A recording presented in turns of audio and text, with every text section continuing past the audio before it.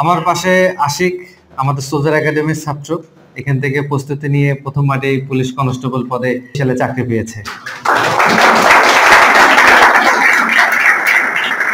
ওর পরীক্ষার অভিজ্ঞতাগুলো একটু যারা বসে আছো তোমাদেরকে শেয়ার করবে এবং যারা অনলাইনে যারা শুনছো তাদেরকে শেয়ার করবে। ওকে, বিসমিল্লাহ বলে শুরু করছি। আশিক চাকরি পেয়ে, পুলিশে চাকরি পেয়ে আসছে মিষ্টি খাওয়াতে আমাদেরকে। আগে ওকে দিয়ে শুরু করছে। আশিক বিসমিল্লাহ বলে খাই।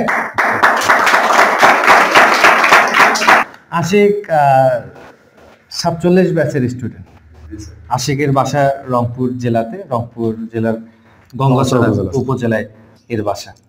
তো আজকের ভিডিওতে আশিক পুলিশ কনস্টেবল পদে চাকরি পেয়ে আমাদেরকে মিষ্টি খাওয়াতে আসছে। ওকে মিষ্টি খাওয়াবো এবং মিষ্টি খাওয়ার থেকে সব থেকে গুরুত্বপূর্ণ বিষয় হচ্ছিল ওর পরীক্ষার অভিজ্ঞতাগুলো একটু যারা বসে আছো তোমাদেরকে শেয়ার করবে এবং যারা অনলাইনে যারা শুনছো তাদেরকে শেয়ার করবে।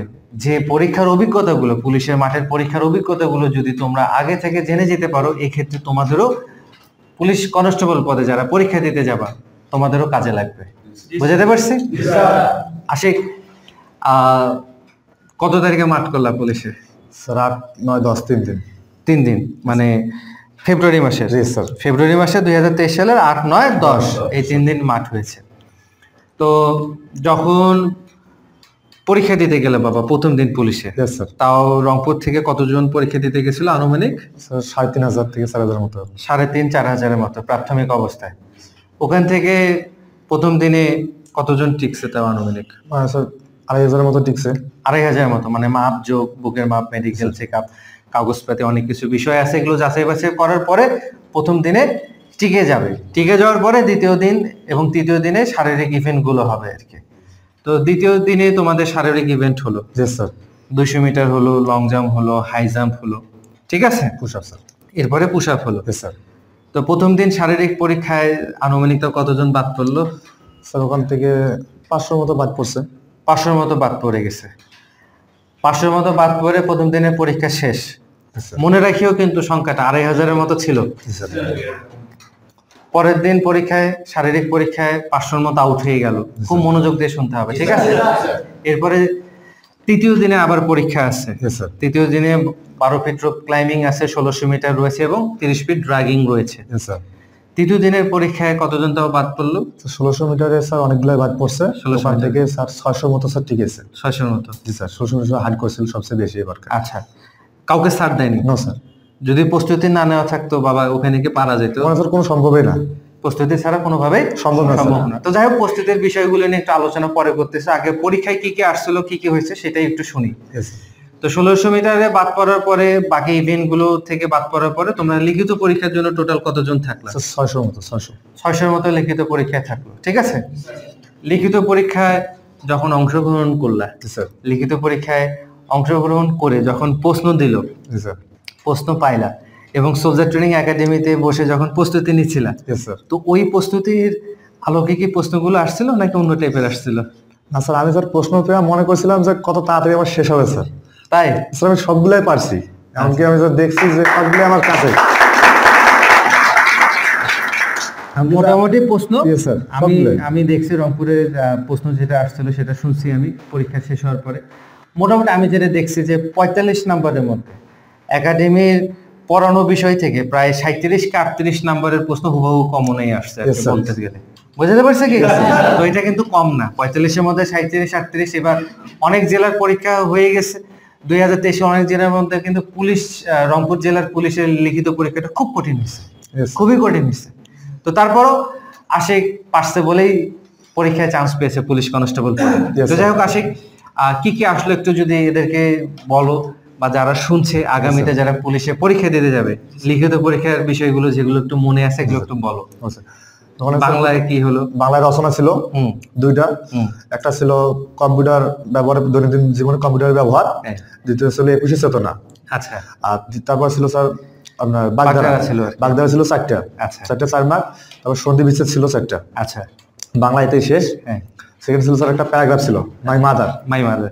তারপর ছিল স্যার গ্যাপ ছিল, ফিল ইন দ্য গ্যাপ 4টা ছিল স্যার। আচ্ছা। আর ট্রান্সলেশন ছিল স্যার 4টা ছিল, ইংরেজি শেষ। এবার গণিত ছিল স্যার একটা বীজগণিত ছিল, আর একটা ছিল ঐকিক নিয়ম আর কি। এই দুইটা ছিল। সাধারণ বিজ্ঞান 5টা ছিল, 5টা, এটাই স্যার। এটাই বুঝাতে পারছে কি?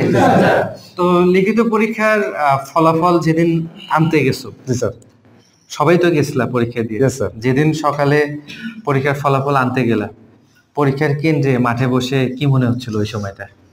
স্যার ওখানে বসে স্যার খুব ভয় ছিলাম, আর আগা দিন পরে সামনের দিন আপনাকে বলছিলাম, আপনি সাহস দিয়েছেন স্যার যে তোমার আসবে, এই সাহসেই স্যার আমি গেছিলাম।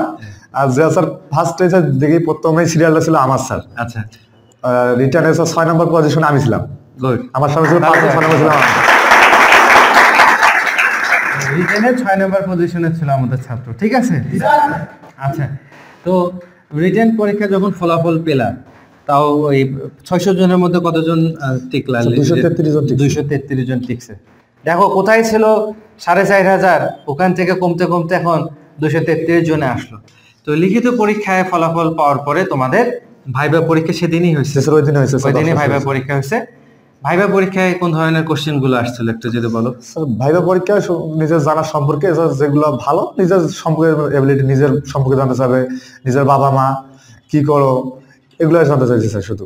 আচ্ছা, ইংলিশে কি জানতে চাইছিল? ইংলিশে ট্রান্সলেশন চাইছিল, ধরছিল কয়েকটা, আর ইংরেজিতে নিজের সম্পর্কে বলো বা নিজের ফ্যামিলি।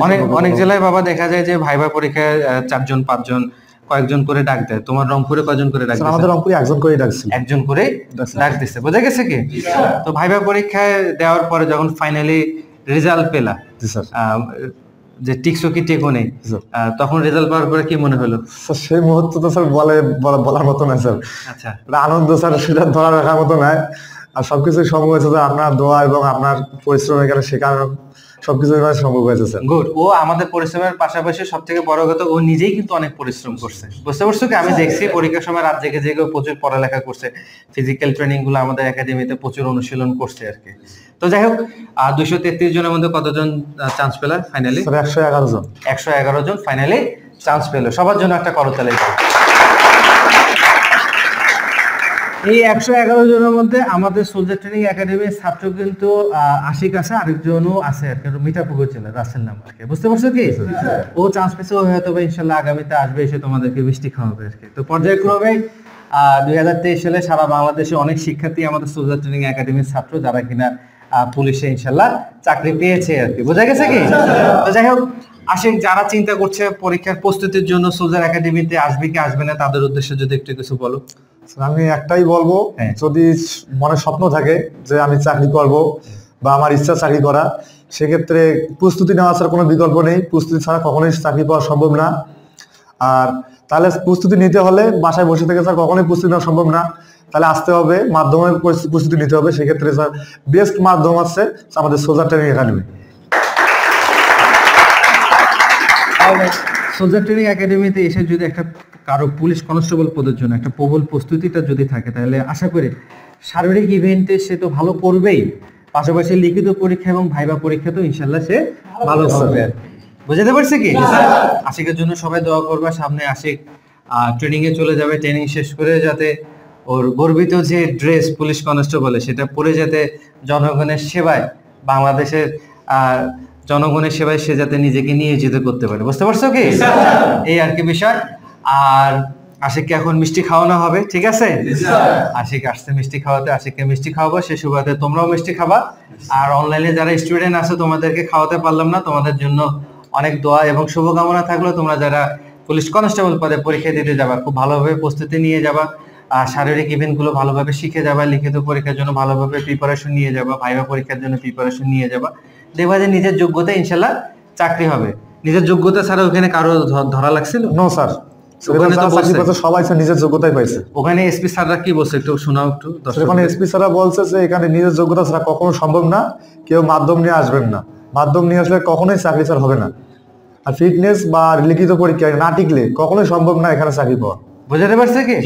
পুলিশের চাকরিগুলো এখন অনেক সৎ হয়ে গেছে, শুধুমাত্র নিজের যোগ্যতা থাকলে তুমি ওই যে 120 টাকার মতো বোধহয় আবেদনের লাগে বুঝে, ওই টাকা দিয়ে তুমি চাকরি পাওয়া সম্ভব। বুঝতে পারছি কি?